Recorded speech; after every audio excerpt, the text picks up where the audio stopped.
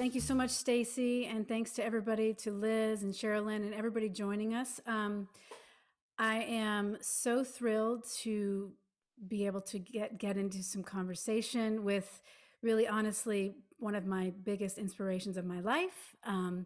And we all know her and we love her. And I'm just going to give you a little bit of why she is such an inspiration, a little bit of a history of why she's such an inspiration to me. When I was a kid, my mom got me a subscription to Modern Drummer, which is a Modern Drummer drumming magazine. I was probably 10 or maybe a little younger. I started drumming when I was 8. So she got me the subscription, which she continued throughout until probably 5 years ago, sending it, like forwarding it to all my different apartments in New York City. But I will say that I think where I first discovered Terri Lyne Carrington was in Modern Drummer. And I cannot tell you the feeling I felt when I actually opened up the magazine. It might even, maybe even the first time I discovered her was she was on the cover. And to see a woman on the magazine was pretty much mind blowing to me. And continued to be like then after that first time, every month I would open up the magazine and just look for people that shared my gender. And then I discovered Terri Lyne Carrington, her music. I fast forward a few years. She put out an incredible record called Real Life Story. I think that was 1989. Am I right? Okay. And I was working at a record store at that time. I was in high school and I was working at a record store. That record came in. I immediately grabbed one, and that's when I realized that she wasn't just like one of the most innovative and incredible drummers I'd ever heard, but she was just an incredible artist and producer and composer and collaborator. And for me, as I've gone along in my career, that has become kind of equally as important as anything else, and being an educator and an activist. And so Terri is one of the great innovators of this music. She's an incredible producer, 3-time Grammy Award winning producer, artist, drummer, everything. And she also, a couple years ago, is it 2 or 3 years ago, started the Berklee Institute for Jazz and Gender Justice, which I have to say is such a blessing to this industry or community, I like to say, not a jazz community. And it's so needed. And it takes someone like Terri Lyne Carrington to do such a wonderful service to our community. And she's helping young musicians of all genders. And I'm so grateful for her. So please welcome Terri Lyne Carrington. Thank you, Allison. That was so nice. I'm sitting here blushing and grinning. Thanks for joining us. I so appreciate it. And I know you are one of the busiest people out there. And I just really appreciate you donating some of your time to talk. Oh, it's my pleasure. And talking to you is fantastic for me because, the times that we have talked, which hasn't been enough, those times have been really rich and rewarding. Even just backstage and playing the ritual, and then, just when we pass, like ships in the night, some places, and just, being able to be around you. I've always wanted to be able to talk more. So here's an opportunity. Yeah, it's great. I have lots of questions for you, and I had to really, I wanted to talk, just like get real dig deep into some drumming questions, but I know that we're going to talk about a lot of things. But I guess, one thing I think that probably everybody's really interested in knowing is just how you're engaging in your creativity and your outreach to community during these times. These where we're isolating, but there's also all this opportunity for real social change and justice. Yes, well, I think one way is doing things like this. I'm doing more of these, of course, than I ever dreamed I ever would in my entire lifetime. It's like every day I'm on Zoom talking about something related to my life and something related to this mission of gender equality. I always joke around and say that I really didn't come to understanding that this would be even be a mission until later years, and I figured that was probably just some kind of divine order, because once you know something, you can't unknow it. Once you open a Pandora's box, there it is. And I think the energy that I've had to spend just working first, practicing, developing your craft, and then working and figuring out the business and figuring out how to have a career and how to have a life, and all of these things, take time. And then all of a sudden, you think you're a little older, a little wiser, and really looking at your purpose. And I think when you honestly look at that, the universe starts to provide, answers. And so that's what happened, over the last couple of years. But what because of that, now during a pandemic, I'm working just as hard, just as much, just as busy at home as I was before the pandemic. It's just shifted to things that I can do at home. Mm. Um, but I was MDing quite a bit before the pandemic, and now I'm MDing virtual shows. It's just a different twist on the same thing.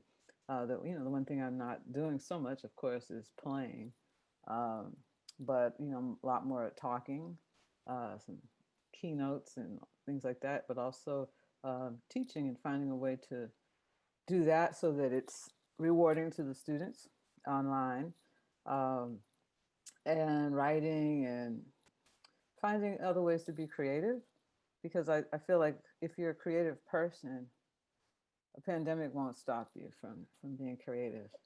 You know, it's going to emerge somehow. I mean, I've been writing, like not just music, but writing. I wrote a preface to a journal on Jerry Allen, and I wrote a forward to Mark Ruffin's book. He has a trilogy of short stories. Mark Ruffin is the host and program director for Sirius XM's Real Jazz, and he asked me to write a forward to his trilogy. It's called Bebop Fairy Tales, which is on jazz, baseball, and intolerance. So Mm. that was a challenge only because, mostly because I don't really follow sports. So I had to, I had to get in there a little bit with baseball.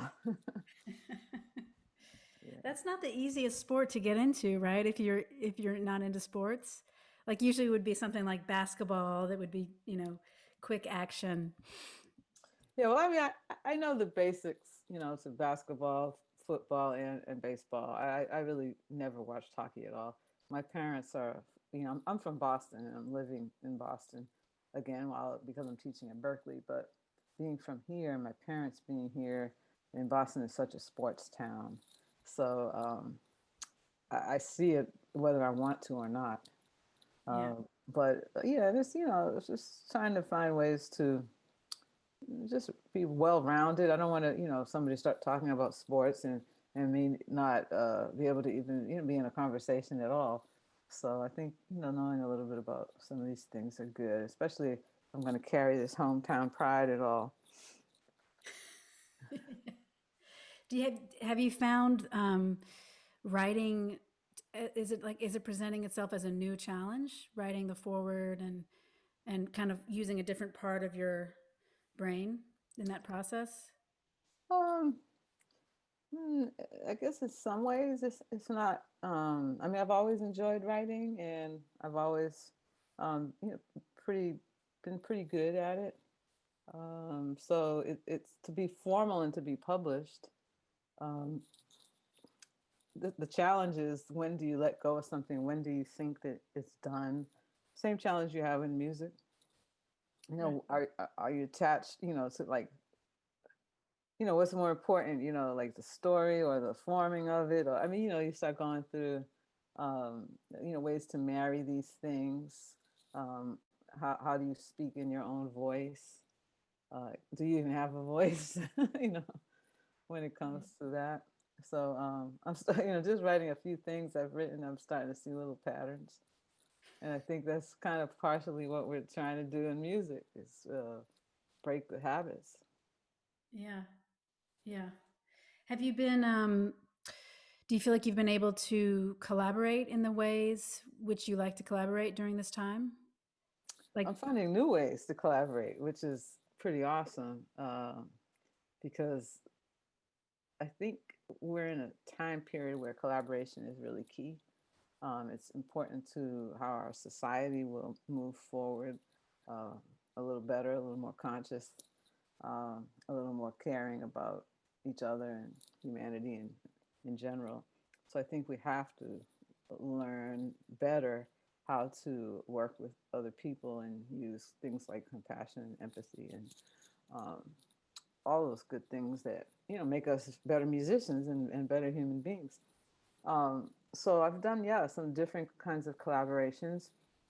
Working on one right now with Lisa Fisher, vocalist, mm, um, and we're doing a piece together that's, we're writing music, but it's also a video for uh, visualizing abolition, which is not a conference, but a distributed symposium that UC Santa Cruz is doing, and it starts Tuesday. And our portion, our song contribution, is due Tuesday, so I'm cramming.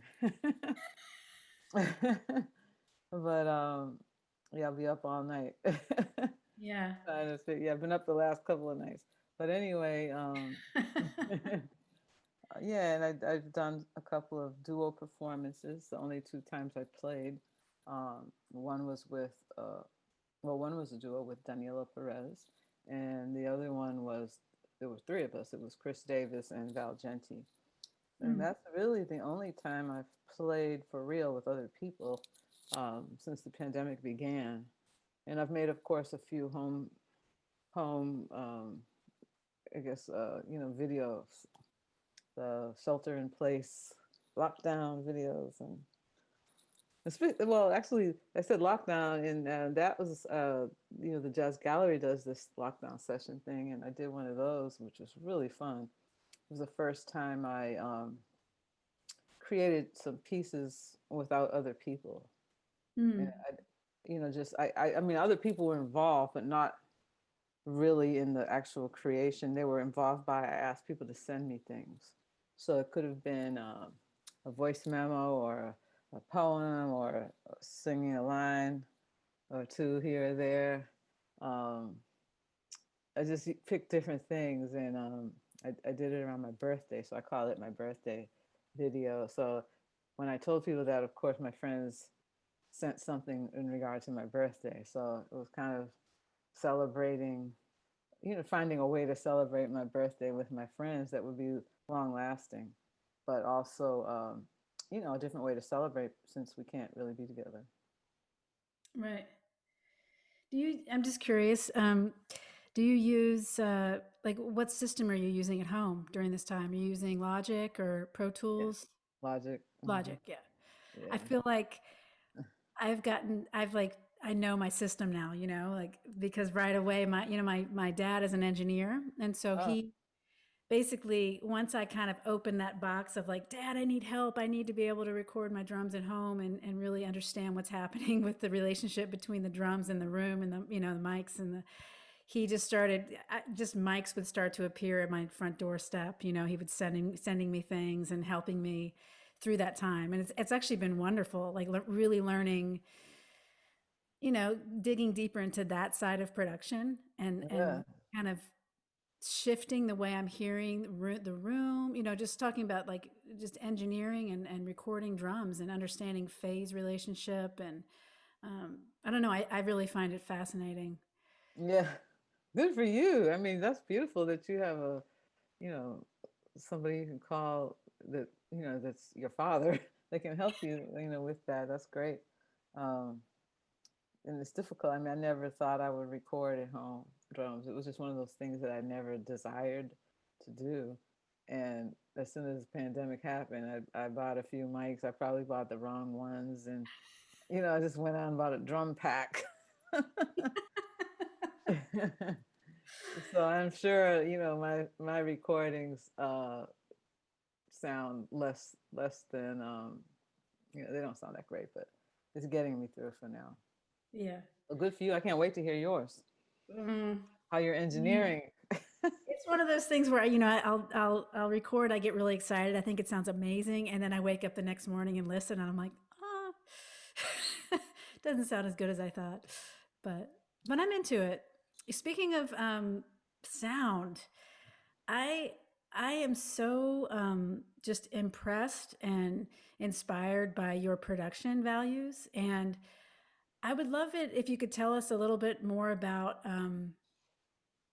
how you go about making a record, your process. I mean, I know that you've made lots of records, and all of them have definite concepts and your definite message, and but they all have this quality to them where, first of all, the sound is so good. Like, I feel like when I listen to your records that you've produced, I feel like I can actually touch the drums or touch the piano, or I feel like I'm inside the piano, and it just sounds so warm and luscious.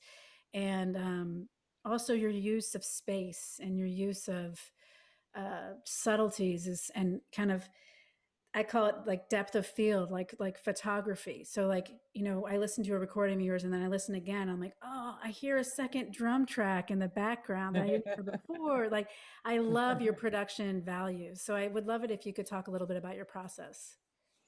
Yeah, wow, thank you. I appreciate that because it's kind of the thing, I really love to do. And it's interesting because I always felt like people ask me often about glass ceilings and things like that. And I've always felt I've never had trouble working, just working. I've worked, my whole life. And then when I started thinking about glass ceilings, I thought maybe it's with production because it's, as far as I know, I've, done pretty good with the productions. The sound is decent, and I've won a few Grammys from it. But my phone is definitely not blowing up, for anybody to really engage me in that way. And now, it takes so much time to do it, and especially my process is very slow. So now I don't have time to really produce other people. Now that I've gotten so busy, um, I really probably will not go that direction. Though at one point, I thought that that's something that I really wanted to pursue further. But now I realize that the time that it takes me to get something really to the place that I'm hearing it, it's just not lucrative enough, for me to be able to really do that without it being a labor of love. And so that's really what it is for me, a labor of love, even my own records. Generally, I spend my own money on my records, and it take, well, it depends on the record. But this last one, Waiting Game, it took like 2.5 years to make for the most part. Record one, album one. Album two took 45 minutes because we just played an improv. Yeah, but the more well, it took longer because we then went back and did some orchestration. So that took, but that still didn't take nearly the time that album one took. So the process is different on different albums, but there's a heavy editing process with all of my records. And I think, I feel like I have a knack for editing to the degree that I do, but making it sound kind of organic and natural. And that's just a musicianship and the patience and determination, and to not. I think people are who they are, right? When you're on stage, when you're producing, you're who you are. So some people, they do things and it sounds good or sounds pretty good, and it's kind of, like they say, we want to capture, we want to lose the energy or the excitement. We don't want to, and it's interesting because I feel that way too about capturing what's natural, but also I really love getting in there and maneuvering what actually happened, and I think it's kind of like I don't know, like I imagine like directing a film or something like that, where things happen, but it's all in the editing as far as what the people see. So I don't know how I could go. I could pick a song. I mean, every song process is a little different. Um, but I Maybe, think, maybe we could talk about because I want to talk about this song. I'm like, I want this, I want that, I want that. But I just wanted to say, like, I agree with you about the glass ceiling with producers and engineers. I think that's a real. I think sometimes it's off folks' radar, but I really do think there's a glass ceiling there. Like you are like one of the great producers to me, and there for me, it's I'm reading about you online and all these things. I mean, it's like doing my research, and I'm like, well, why aren't people talking about her production more? Because that to me is such a it's such a challenge to be able to collaborate in the way you do, but then also keep your artistic vision and also get what you need out of the musicians and the artists without um, like letting them feel free to express themselves but also get what you need. I mean, I think that's a challenge, and it takes a special personality to be able to do that, and confidence. um, yeah, it's not easy. I think you have to know people. So like one thing that I do as far as knowing people is like for instance when I did the Mosaic project Love and Soul, it's all of these vocalists. And the first Mosaic project as well actually. Between the two of them, there's a lot of vocalists. And what I did with each song is I wrote the arrangement for the person, and then I sang the arrangement. So first, what I would do is I go in and program on this little 2 octave keyboard that's sitting right here, just nice. 2 octaves, and I go and I program the entire arrangement, um, and I make it sound and feel pretty good, so that when somebody hears it, they can hear themselves on it, and they're not necessarily trying to struggle through MIDI sounds. You know what I mean? Yeah, yeah. That's a kind of pet peeve of mine. I want people sometimes when they go to send you demos to take just a little more, care with how they demo their songs. But anyway, and then I sing the song, and I try to sing it in the style of the person. I sing it in a way that they could hear themselves as best I can. Um, and then I send the file, the Logic file, or before that it was GarageBand, to somebody to transcribe it. Hmm. So I'm not paying attention so much anymore to whether it's a C minor 7 or whatever. I'm just not focused on the harmony that I've learned over the years. In fact, I'm focused on trying to get rid of it. You know what I mean? Like I'm Yeah. trying not to think about it at all and just let one note lead you to the next. And even with so if I start with a melody, I think melody is both king and queen. And if I start with a melody, then I might hear a root with that melody. And then I figure out all of the notes in between that create the harmony. But the essence of it for me is the melody and the root.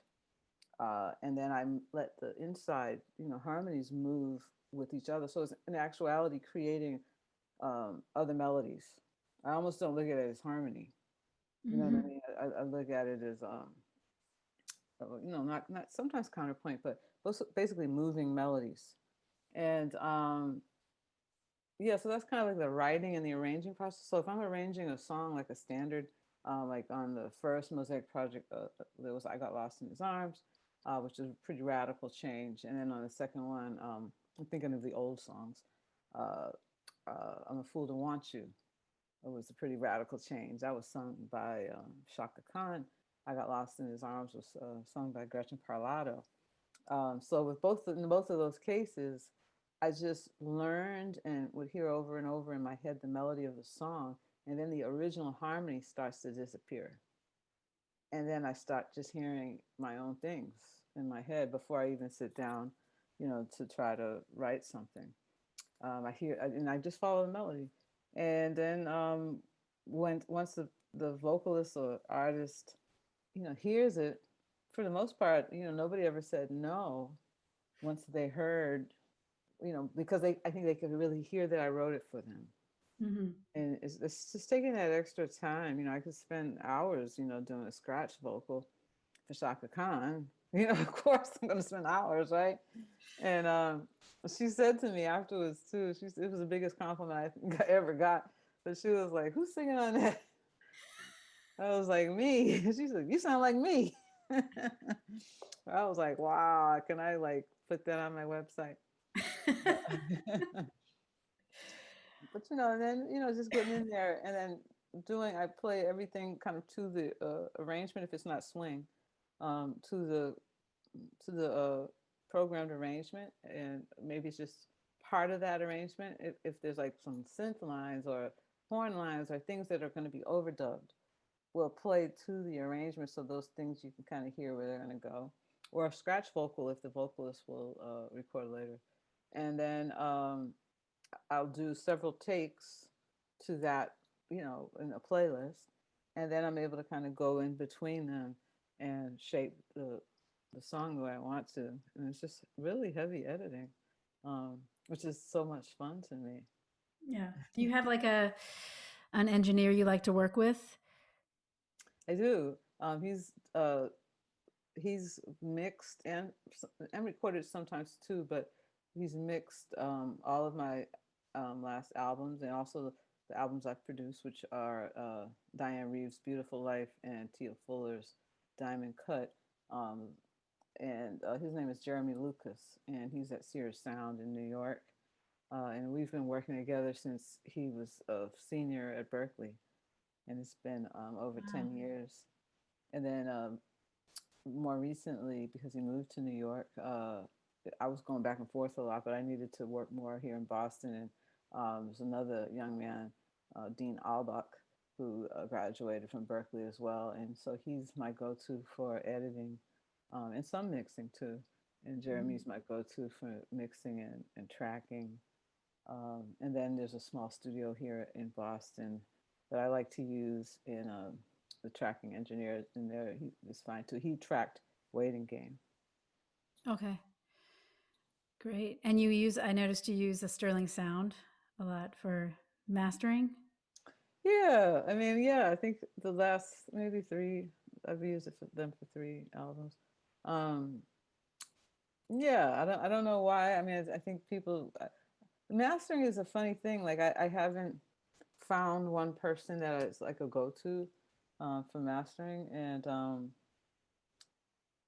I think that something I have to get more into, like really figuring out what I want to hear on that level. Because I kind of like when I get the mix done, I'm kind of like, whew, and you know, and I don't get as in depth with the mastering, but I probably should.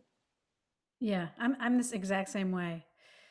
I could if I didn't run out of money, I would just keep mixing and mixing and mixing. Exactly. Well, it's like Quincy Jones said, you never finish a mix, you just abandon it. Totally. Totally. I love how you said that melody is king and queen because I completely am part of that school too, and I feel that way about drumming too. Like that melody is totally king and queen, and that's how I teach to play the drums. And I was just wondering about your thoughts about that, like melody in reference to playing the drums. Hmm. Well, um, you have to know whatever song you're playing. I mean, you have to know the melodies. You have to learn them just like everybody else, or you haven't really learned the song.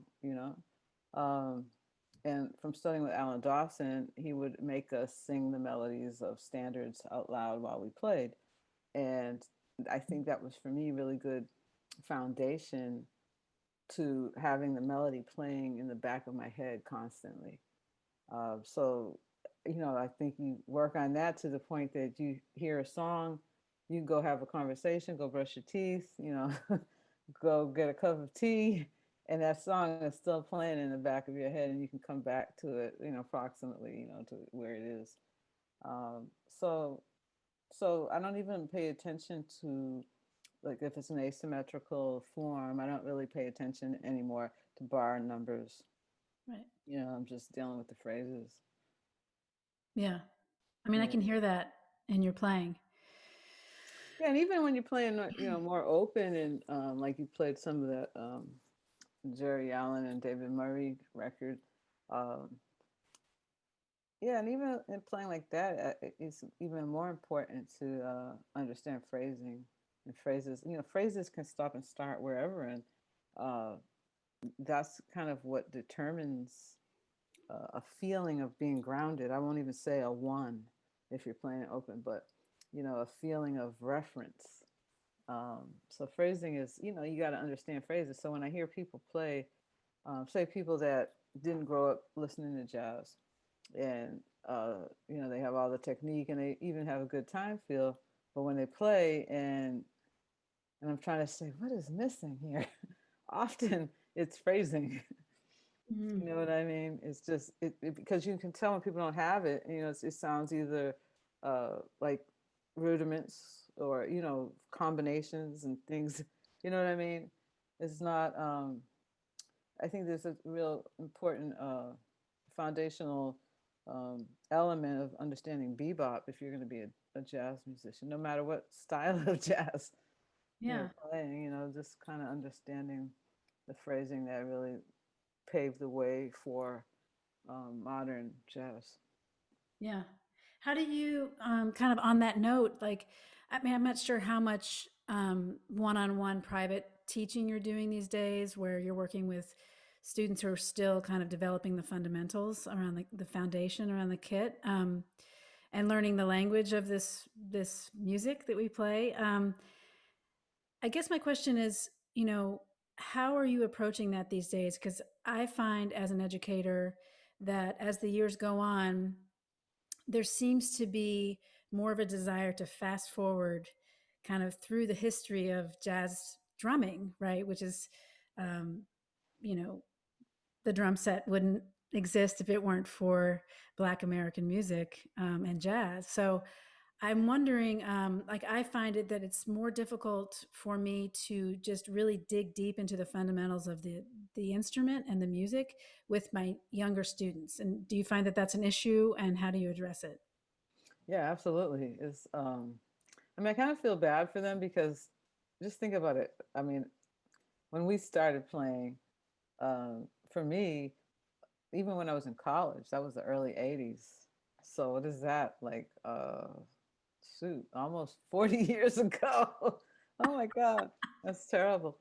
Um, but how much music has happened? We had to know everything that had happened up to that point, right? And how much music has happened since then. I mean, it's so much for them to have to digest and understand. And I can appreciate wanting to take some shortcuts and just nobody can know everything. But, there are fundamentals and things that you absolutely have to know or it just doesn't make sense. So, and with jazz education being the way it is, um, because I mean, we teach at schools. If they're expensive schools, often there's very few African Americans uh, at the schools trying to learn jazz. Right. And so, I mean, not to get like, too, but the word that comes to mind is erasure, because it's been so many occasions where I've had a classroom that have no African Americans in it, and it just feels like we're not taking the care that we need to with this music, because I don't see how it should be that the people that are from the culture that invented or started the music uh, and I don't think it's just simply that they're not interested in it because they're interested in more pop culture or hip hop or how black music has evolved over the years. I really feel like it's based on economics, and that's where systemic oppression really has made jazz not as accessible to underserved communities. And so I'm trying to address those things with Berkeley. We're having meetings and talking about it a lot, trying to figure out how to not participate in that because I'm also on the board for the Recording Academy, and between Berkeley and the Recording Academy, I find myself having, these conversations about how people are statistic driven, how, if you're trying to make sure that your institution statistically matches society, when it comes to music, even that's not cool. Like if there's 13% African Americans in the United States, and you're going to be happy with 13% uh, and something music related that's dealing with their culture, I think it's not responsible necessarily. But when you're doing these statistics of, say, African Americans, is mostly male. And then when you do the statistic like, well, we want 50% women, and we're working toward that, and get close to that and get happy with your statistic, it's mostly white women, or women of color, especially African American women, are still very low on the totem pole when it comes to these statistics. So these are conversations, that I'm having, how we can't really just be happy with these statistics. But back to your question, and addressing the students about, the importance of it, I think it starts to reveal itself to them. I think most students know or find out, maybe the hard way, how to, how to inform themselves. Because I don't think you can really teach somebody to swing or have a feeling, or play the drums or whatever it is. You can point out things. You can point them in the right direction, or the direction you think they need. But I really think this music thing is often more about self-discovery, and that's what's amazing about it, right? Because there's so many things that you can when you learn about these other things, and you learn about cultures, and uh, just your mind is open, because when you have to have an open mind to improvise, and you're constantly discovering things. And when you get addicted, I think that's what happens. We get addicted to that process, and uncovering gems, and finding the magic, because it's that special place when you're in the zone, or when you're flowing, and that place is addictive. I think it's more that than the audience clapping, or the money you make, or reasons why people may play popular music. And I think that the students that I teach, I can see when a light bulb goes off, or when they really understand this, and that's when I feel like I've had a victory. You Mm-hmm. know, because they're really going to take this responsibility to understand the history of the music, and to understand it's their responsibility, and nobody really can hand this to you. Right. Yeah, it's like I love that, taking the responsibility, and kind of realizing the potential for creative freedom and your creative agency. Um, yeah, passion, passion for it. Yeah, it's life saving. You know what I mean? I think most of Definitely. us, it's like our first love, probably our, you know, even those of us with kids, you know, nothing is more important, right? But at the same time, when you just look at your life, I think we're faced with so many choices that have to do with other people, family members, and so often this thing, with music, it becomes that thing that it's always there for us. It's always served us in a certain way. It's the thing that we go to. It's the place where we know we work. You know what I mean? I know, Totally. I know you know what I mean. I totally know what you mean. I mean, for me, that's been kind of one of the difficult parts about this time, and but also a blessing for me to realize it, is that is how therapeutic music has been for me, and how much, like, how at home I am behind the drums and on stage. Like, and how at home I am, and how therapeutic it is for me to make music with other people. I mean, it's my body, even my body feels it, kind of on a very like physical level. I'm like, wow, my arms have never gone this long without, you know, improvising, with other people. Yeah. It's a different thing than practicing. No, absolutely. And I think, it's part of our purpose, and that comes back to, why I started this institute. I think we we go through different phases in life that point to purpose, and how do we create value in the world and in society. And we can do it on stage, and we can do it. I always look at the three connections. The connection you have with your instrument is primary, because you can't really do anything if you're not connected. So I try to look at the instrument and myself as one. And I don't, I try not to look at it like I'm playing the drums. I try to look at it like I am the drums. And it's the only place where I really truly feel that, where I'm in the present and nothing distracts me from, unless, something horrible going on stage. But for the most part, nothing distracts me. And it's a spiritual place to just be that present and be that connected with vibration, because you're creating a vibration, with the sound. And then, that vibration spreads, with a band, and then your connection with them, is many in body, one in spirit. And then, you have this thing that you create together, that you push out into the universe.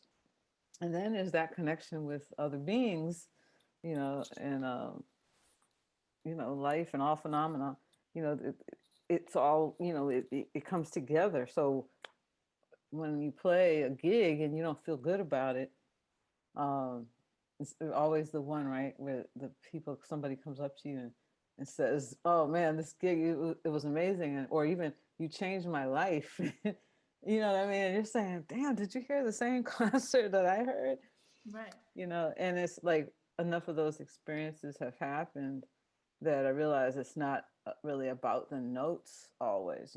It's about this energy and this commitment to creating value that sometimes people connect to. And a story I like to share is how once I went on stage with Wayne Shorter, and right before we played, he said, um, "When you go out there tonight, I'd like for us to play in a way that there's a woman that's in an abusive relationship in the audience, that she has the courage to leave." And Mm. yeah, and that gave me another whole way of looking at purpose and why I play, or how I play, because I have to play with a lot of courage, for that to happen, Mm. for Oh, that courage to be, absorbed by somebody else. mm. Oh, yeah. It's like when as you were talking, I was imagining like moments where at first I was thinking, oh yeah, like for me, in my experience, is those moments where I feel like my band is a one living, breathing um, being, and we're kind of doing this together on stage, and there's this deep trust and deep community.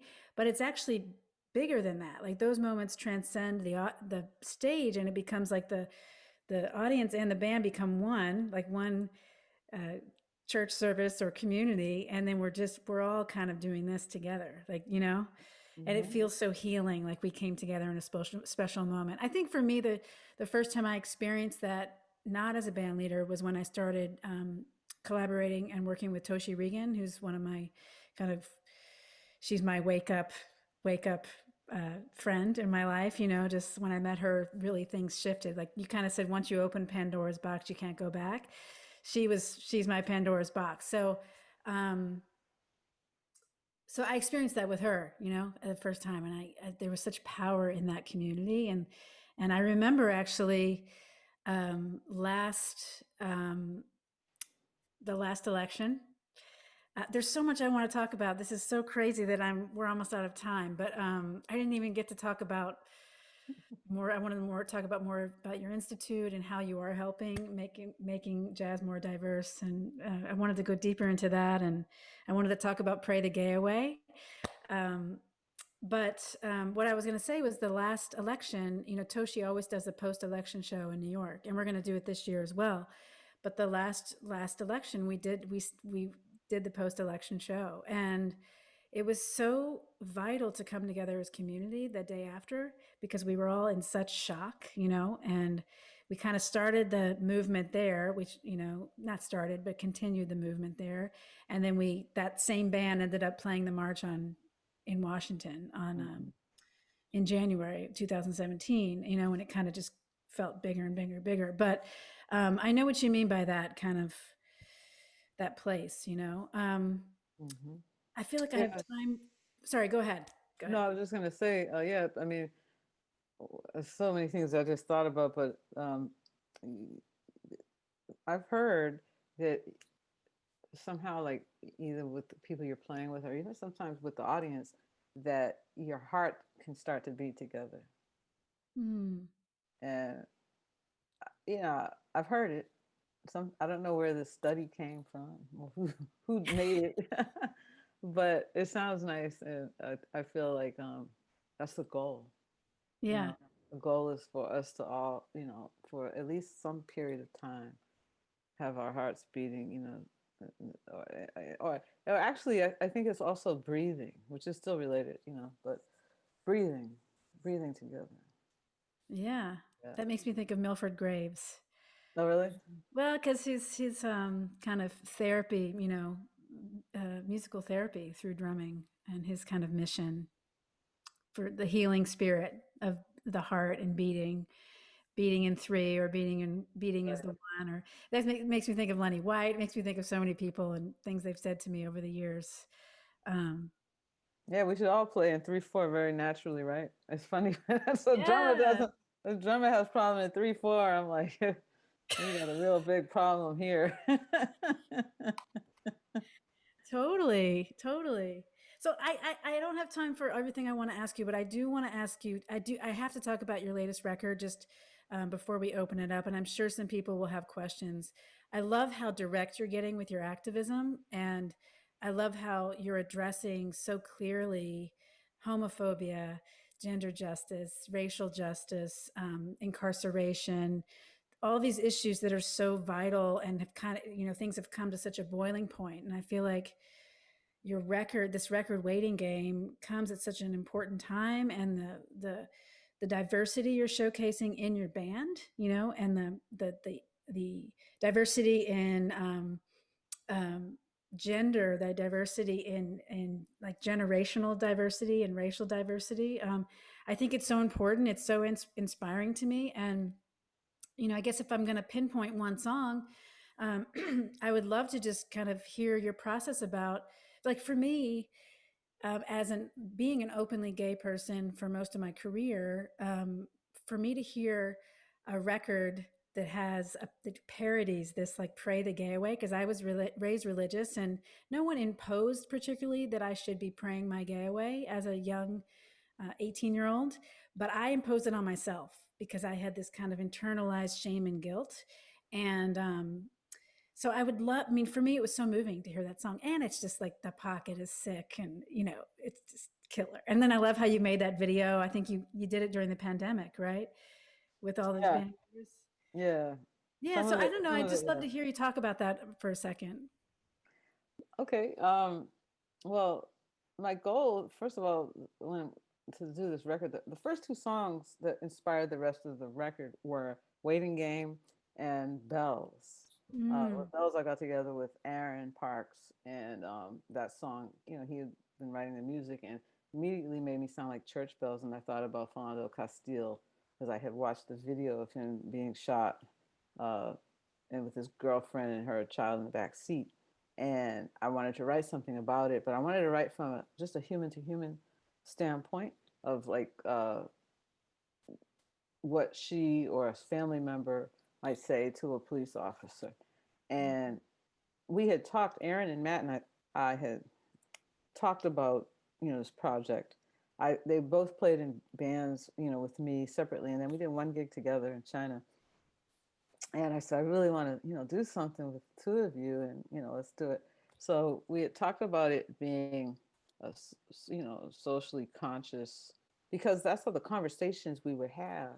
And these are two guys that I just really love. They happen to be white guys, and I had these amazing, just conscious, progressive conversations with them. It made me just want to make a band. I didn't think about the fact that a lot of these issues that we're talking about are issues that that the Black community suffer from. Um, I mean, of course, some of them they're all universal, but some are more directed toward the Black community as far as the issues. And I didn't really think about the fact that I was starting a band with two white guys, and these were the things we were going to talk about. And then I thought, well, it would be great to each song have a different um, issue that we're dealing with. And then Waiting Game, I pretty much wrote that lyric in a day uh, right after the election, within a couple of days after the election. So that was what December. That was November 2016, right? Yeah. Mm-hmm. So that's how long it took. The record came out November 2019. So that's that's how long it took. So yeah, we went through. I thought about prison. Thought about Native Americans. I thought about all these issues, gender, of course, gender justice. We have two songs on the record kind of that deal with that. But I had heard why How Pray the Gay Away came about was I had heard, um, I guess it's kind of more like a bootleg now. I don't know if it's even online anymore, but of Kim Burrell speaking at her church. And she was somebody that, I really, really loved, musically. And to hear her kind of spew such hatred and just the thing is, I don't even like to say, I don't ever really talk about this because um I have compassion for people that um for most people that are not informed or so caught up with their own beliefs, whether it's religious or uh political beliefs, that I try not to just, even if they're speaking words of hatred, I try not to re- not to use them as mirrors, Mm-hmm. not to come back with the same thing, though it's difficult. Um, but it really bothered me, what she had said, and so some of the in the intro, we couldn't use her sample. She's probably suing people that would do that, but what we did is our singer, I had her basically mimic it. So the words kind of in the beginning are what she had said. And it was really, it was a really tough decision to do that because, I don't like calling people out. I mean, the president of the United States right now, I don't mind calling him out, which Waiting Game doesn't call him by name, but that's what it's about. But I don't really like calling people up, but putting her words in that song for me really did kind of call her out on some level. Not that she was listening to my record, but it's more the concept, because it's not about individuals. You know what I mean? In general, um, things are not about individuals. It's about the issues. Exactly. And that's how I feel about everything. Um,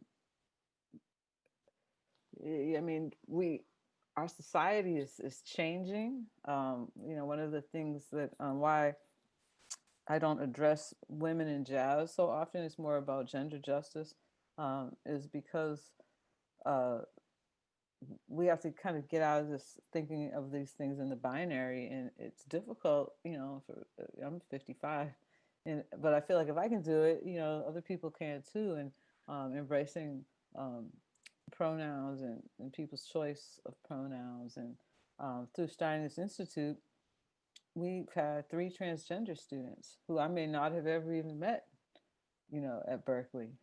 Mm-hmm. But they found, this as a safe place and a place they could just go learn jazz. And, it's for, everybody on the entire gender spectrum, you know. Exactly. Yeah. So I think, these are important things that we have to look at if we're, moving our society to one that's more just in general, and the intersection of all these things. I can't talk about racial justice anymore without talking about gender justice or environmental justice or LGBTQ rights or, you know, any of these things, yeah, or prison abolition even. Um, something is wrong with our system, and I'm not sure, how much will be changed in my lifetime, but I would love for us to not have to have an institute. I would love for us to have to not make songs called "Pray the Gay Away." You know what I mean? I would love for things to be different, and I'm just committed at this point to addressing whatever I see in a way that I feel like I could make a difference. Mhm. And you have to look at that and try to have enough wisdom to know where you can make a difference and where you can't, and what the most impact you can have. I was never sure making a record will really even have any impact. You know what I mean? Mm. Who are you making the record for? Mostly for people that probably already agree with you. You know what I mean? So it's Yeah, like but I'm like, was this like, is this kind of like, yeah, duh, but I mean, we appreciate you being dedicated to spearheading this change and to doing the hard work that you are doing. And I do think that you made a record that actually will reach, sure, it's going to reach a lot of people, like part of your preaching to the choir, but also it goes beyond that. Like for every single person that doesn't believe in what your message, it's going to reach, that you reach, it'll make a difference, and I mean, I think we really appreciate you. I really appreciate you and the hard work you're doing. And you're keeping this music, and you're keeping the music moving forward. And for me, jazz and social justice have always walked hand in hand. And I feel so appreciative that you are spearheading that movement and continuing it. So I, Well, thank you. I just want to address that though, because jazz has walked hand in hand with social justice, but mostly with racial justice and not with gender justice. And I think that right, we have to make sure that we, are able to criticize the thing that we love the most.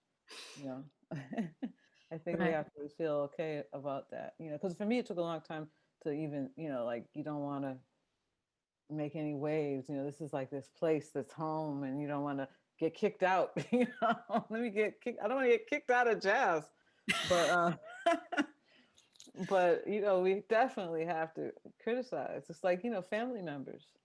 Mm. What kind of loving family member are you if you see something that's not right with somebody in your family and you don't call them on it or say, listen, like, what can we do together to work this out?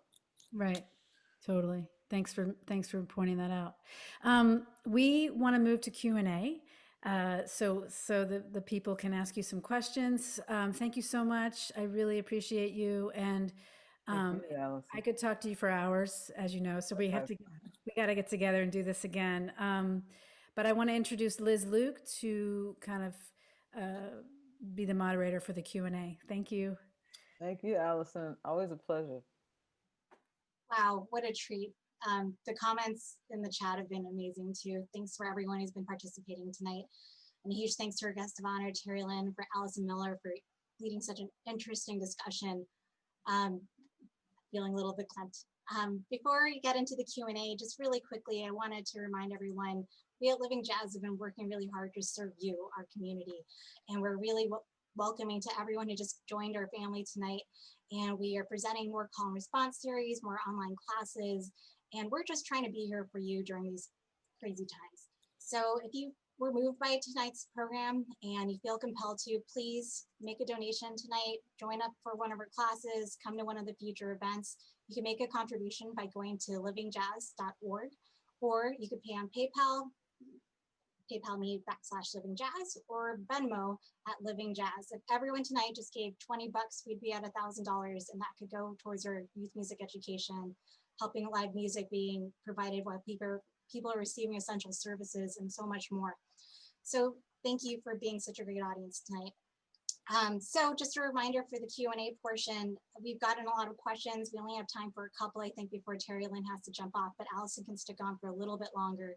I am going to send a request for some of you to unmute yourself so you could ask your question live to Terri Lyne and to Allison.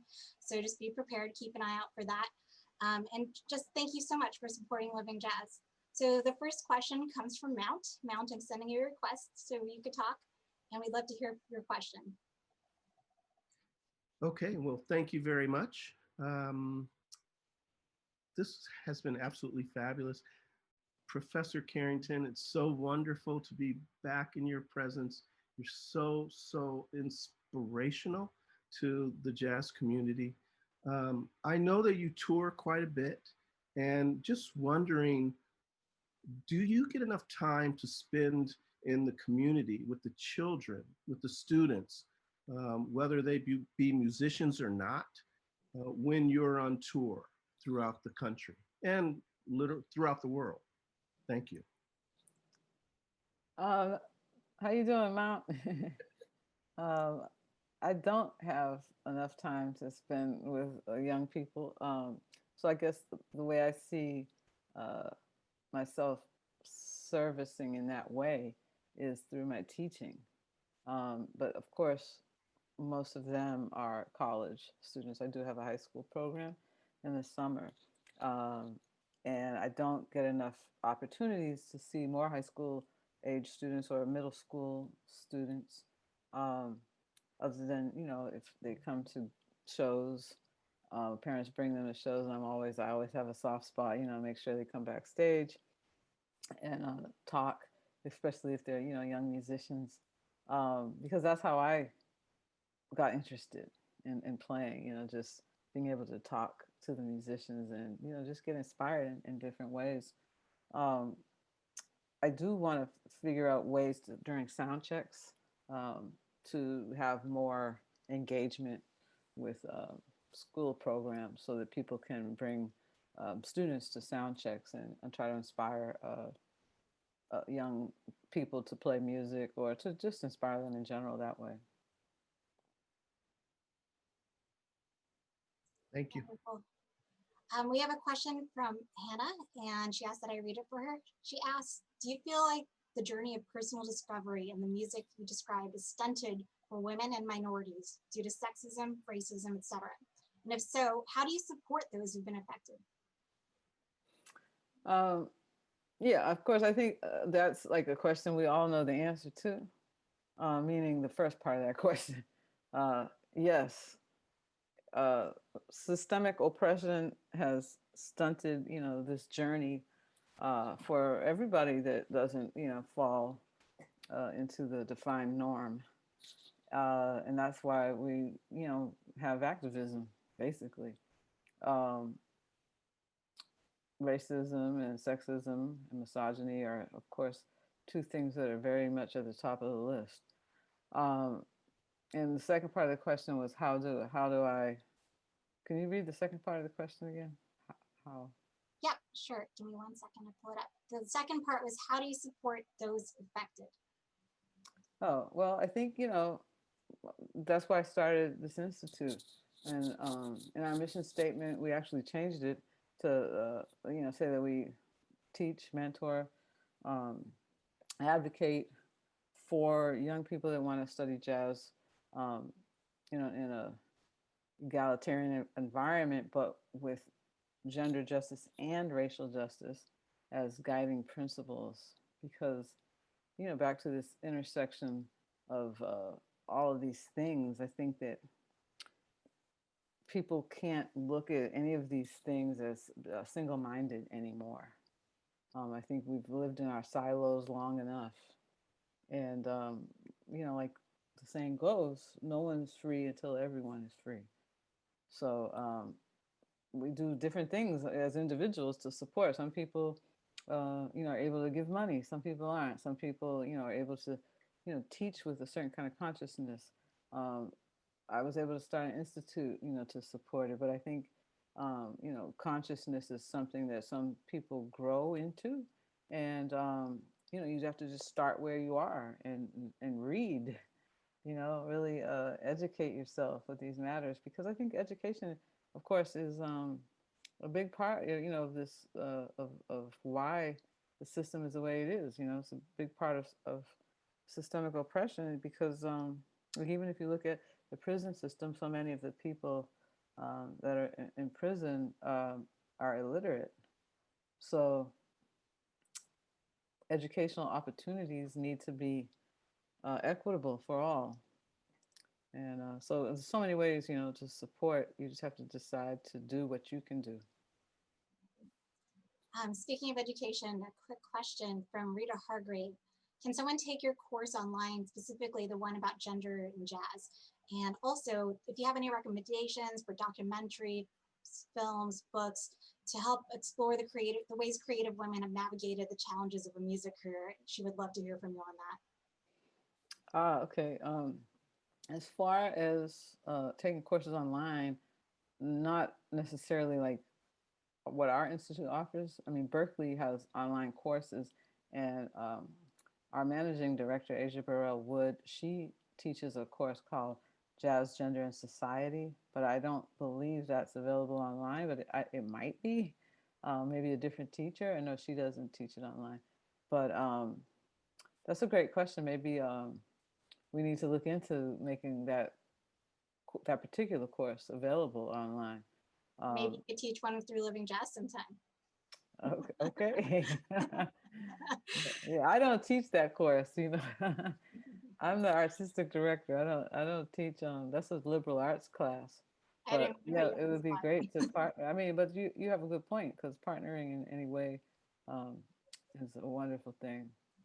And as far as the second part of books, movies, one of my favorite movies is about Mary Lou Williams, and it's called The Lady That Swings the Band. It's just really amazing.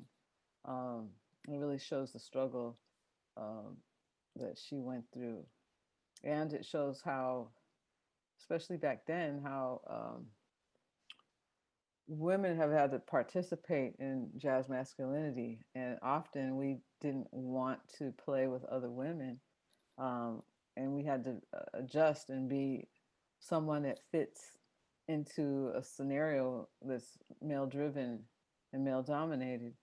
And it takes a special kind of woman to do that, but it takes a lot of effort, and it's way more effort than men have to spend, because they don't have to fit themselves into something. They already fit. So watching that documentary made me think, because I identified with the part of her that didn't really want to play with women, because you work so hard to play on a level where you're accepted by, the cats. And you think that, not doing that brings you down on some level. And so I think there's a whole workaround, in the brain that has to happen to understand how we've had it wrong. We've actually benefited and participated in a sexist culture, and it's just like minorities that have benefited or participated in a racist culture. So I think we have to constantly look at ourselves, and because I think that's why I can talk to people about this, because I'm always examining myself first, and I think because of that quality, other people hear me sometimes. That's why you're so great. So I want to be respectful of your time. Is there anything that you want to share with us? Any pieces of advice? Maybe how to be a better male comrade in this world, or any albums you want to plug? I understand you have an album that's up for Grammy nomination right now, or any other shout outs or anything you want to talk about. Well, I'm looking at the chat and I see some really cool names here. Vicki Randall, hello, Vicki. She has Lovecraft Country. I haven't seen that yet, but I've heard so much about it. Can't wait to watch that. And Hannah, who I just emailed like before this started, and yes, The Big Ears is a great book, a definitive book on jazz and this particular gender issue that we're talking about, by Sherry Tucker and Nicole Rustin. And also, of course, Dr. Angela Davis's Blues Legacies and Black Feminism is an amazing book too. So there's another one that Nicole wrote, the Mingus book, The Man I Am, or something like that. which where she actually, I think, in that book penned the term jazz masculinity. So otherwise, yes, Waiting Game. Check it out if hope you like it. Allison, we'll have to talk more about because we didn't really talk about the music as far as Pray the Gay Away, especially because that particular song was the worst song on the record. Really? In the beginning, yeah. And I had to redo it like 3 times. I mean, I just kept going until I found a vibe on it that I liked, and that's so that for me, so many of the band members were like, yeah, this was my least favorite song. That was my favorite, because I just, kept going in on it because I felt like it deserved the best life it could get. So sometimes that That's what happens. makes you such a great artist. You're committed to the process. Thank you. Yeah, because if you don't like something, I want to always make a record where I really dig all the songs, and not have a couple that are just, let's skip over that one. You know what I mean? I mean, it Yeah. sometimes happens anyway, but yeah, there's a couple of albums where I've had to go back and rewrite things, a few times to have something that I could be proud of. Yeah. So, I know we didn't talk about composing either, which I would love to talk about, but oh, we kind of did a little bit a little bit, yeah. with the oh, hey, Lily. Lily's on. Yeah, Lily. All right. Well, this has been such a pleasure. I love you to death, Allison. Can't wait to talk to you again. And Yeah, I thank love you, you too. everybody else, for having me. Liz and Sherilyn and Stacy, thank you for this opportunity to chat. Thank you so much for being here and supporting Loving Jazz and for the great work that you're putting out in the world. We appreciate you. My pleasure. Thanks for having me. Okay. Ciao. Thank you. Bye-bye. Allison, I was wondering if you want to take any questions. Yeah, I mean, I don't know what else to say after she said all this all these beautiful things. But if anybody has any questions for me, that's great. So there's a question I think you could have a great answer for. It's from Lily. We got a shout out from Terri Lyne. What advice do you have for young musicians who are finishing up school and just starting their careers, especially during this global pandemic and rising fascism? Is there any way to keep hope going? A little easy breezy question for you. Yeah. I mean, I think right now is a time to really dig deep and follow your artistic vision and your creative vision. And I'm really a firm believer that we have as much, we have our unique voice and our as much creative all of our creative facility is already in us. We just have to kind of get out of our own way and let it shine, open our hearts and let it shine, and do the work too. But I think really right now is a time to really dig deep in what you believe in and what your passions for. So like passions are for, so your art and your culture, but also your social beliefs. And it's such a vital time to marry those and explore the possibilities that you have time for right now in a way. I mean, it's funny, like we're home and we're isolating, but some of us, in some ways, I'm busier than I've ever been. I don't know how that's possible, but I am. So I'm sure people can agree with me on that. But I think now's a really good time to kind of dig deep and focus on what's going on inside here and how you can make a change or what you want to. And it doesn't have to be epic, I'm talking about just what you believe in and how to marry that with your art. Isolation is good for that. So that's my bit of advice. Some sage wisdom. So I think that wraps up the Q&A portion. I'm gonna exit the stage, if you will. And Allison, I'd love it if you'd said a few words just to everyone watching. Yeah. So thank you for everybody for joining. And Living Jazz is an organization that's been around for, I would say, is 37 years now, 36, 37 years. And it transforms lives through music, and it really does. It transformed my life. I was introduced to Living Jazz through Jazz Camp West about 10 years ago, and it transformed my life. And now I've become the artistic director of camp, and it continues to transform my life. And it's a wonderful community. It has shown me what's important, how important community is, and community in music. And now I bring my family, bring my kids to camp. And I just said to my kid the other day, "Where, if you could go anywhere right now, where would you go?" And the first thing she said was jazz camp. So it's a special organization. We want to keep it going. So if you can support in any way, even $5, that will be so helpful. It's vital that we keep this going, and all of the other organizations. And what Terri Lyne is doing for jazz and gender justice at Berklee is really groundbreaking and innovative. And so please support her, support all the institutions and festivals that are supporting jazz and gender justice and social justice. I guess that's all I've got. I'm just so appreciative of this community, and I'm so appreciative of Terri Lyne Carrington for offering up her sage wisdom and her time with us and with the Living Jazz community. So thank you so much.